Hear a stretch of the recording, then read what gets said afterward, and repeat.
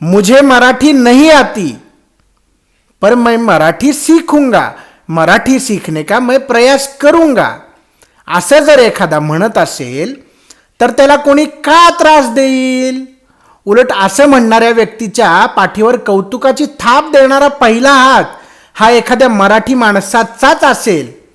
पण एखादा मुद्दामून जर माज आल्यासारखा, नहीं आता मेरे को मराठी, नहीं बोलूंगा मैं मराठी, जो करना है कर लो, क्या उखाड़ लोगे मेरा तुम, असं जर माजल्यासारखं कोणी बोलत असेल ना, तर कोण शांत बसणार आहे? तुम्हीच सांगा मला. असं बोलल्यावर, असं माजल्यासारखं बोलल्यावर कोण शांत बसणार आहे आणि का शांत बसणार आहे? हे बघा, विरोध कुठल्याच भाषेचा नाहीये. आय रिपीट, विरोध कुठल्याच भाषेचा नाहीये. पण महाराष्ट्रात येऊन मराठी माणसावरच मुजोरी करणाऱ्या, दादागिरी करणाऱ्या लोकांना विरोध आहे, हे नेहमी लक्षात ठेवा.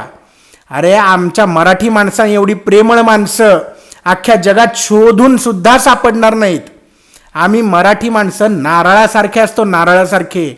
आम्ही वरून कितीही कडक असलो ना, आतून आमचं हृदय साखरेपेक्षा गोड असतं.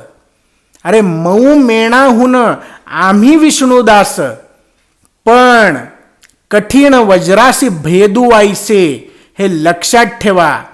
कोणी महाराष्ट्रात येऊन आमच्यावरच मुजोरी केली, आमच्यावरच दादागिरी केली, तर ते सहन केलं जाणारच नाहीये, हे लक्षात ठेवा. तुम्ही कुठल्याही राज्यातून महाराष्ट्रात या, इथे पैसा कमवा, प्रगती करा, यू आर ऑलवेज वेलकम.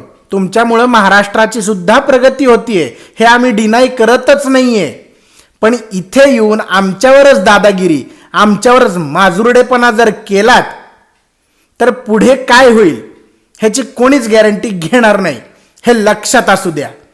त्यामुळं माजल्यासारखं वागणं बंद करा, एवढंच म्हणणं आहे आमचं. समजलं? जय Maharashtra and welcome to Maharashtra.